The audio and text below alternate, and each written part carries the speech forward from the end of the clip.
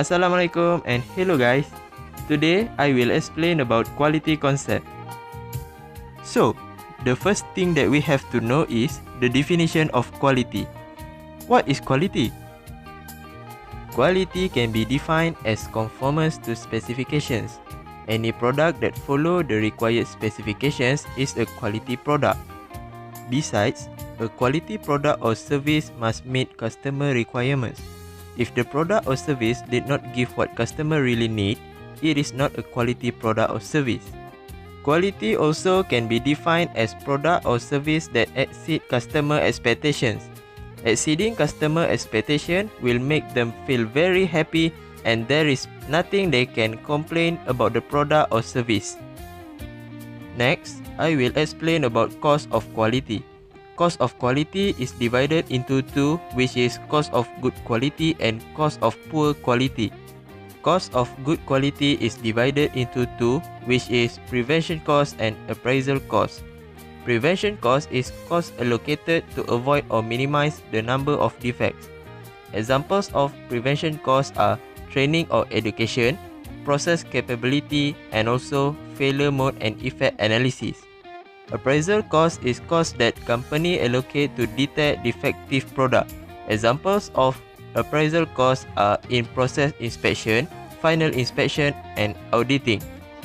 Cost of poor quality also divided into two, which is internal failure cost and external failure cost.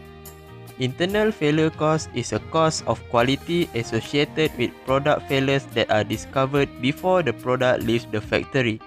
Examples of internal failure costs are process delay, rework, and scrap. External failure cost is a cost incurred due to product failures after they have been sold to customers. Examples of external failure costs are customer returns, warranty, and loss of customer sales.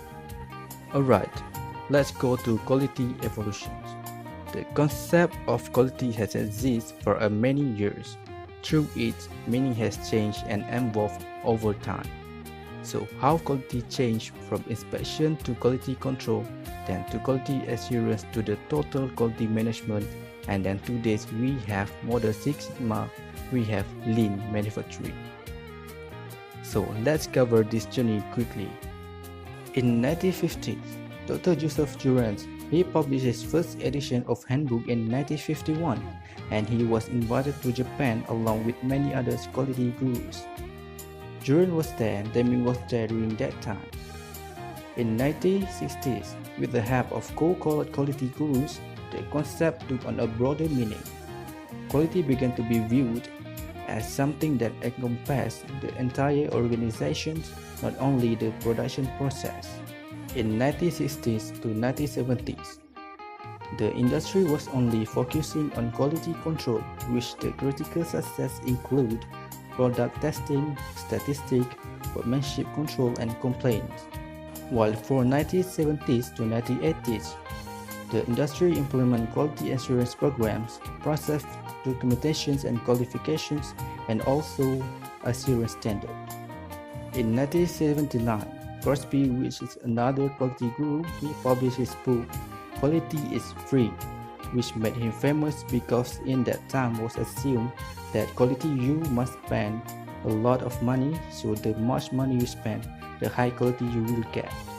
In 1980s to 1990s, quality management was introduced by the critical success factor included quality manuals, process manuals, software QA, quality assurance in everybody responsibility and ISO 9001.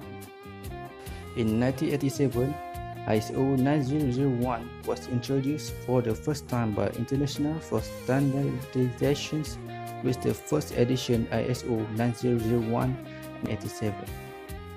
Around 1990s to 20th, total quality management model was applied in the industry with the critical success factor including customer satisfaction, strategic planning, people and charge management, process improvement, impact on society, quality award, maturity model, and performance measure. Next slide, I want to explain about the Six Sigma. It was introduced by engineer Bill Smith while working at Motorola in 1986.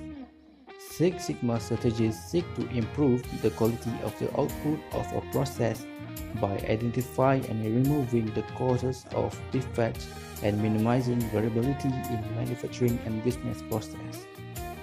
For example, reduce process cycle time, reduce pollution, reduce cost, increase customer satisfaction, and increase profit. Each Six Sigma project carried out with an organization follows a defined sequence of steps and has specific value targets. Alright, let's go to the Lean Six Sigma. Lean Six Sigma is a method that relies on a collaborative team effort to improve performance by systematically removing waste and reducing variations. It combines Lean Manufacturing, Lean Enterprise, and Six Sigma to eliminate the 8 kinds of waste, which also known as teamwood, which means transportation, inventory, motions, waiting, overproductions, overprocess, defects. Manufacturing quality versus service quality. Manufacturing quality focuses on tangible product features, that is conformance, performance, reliability, features, durability, and serviceability. For example, the customer's satisfaction is based on the product itself. After sales, customers express their satisfaction through sales and returns. Service quality. Service organization produce intangible products that must be experienced. Quality often defined by perception factors like courtesy, friendliness of staff, promptness in resolving complaints, atmosphere, waiting time, and consistency. For example, attention from restaurant servers is not easy to measure, nor are performance expectation consistent from customer to customer. Besides, while a service mechanic may not meet the car owner may have a negative perception on the service quality because car owner don't directly interact with the mechanic.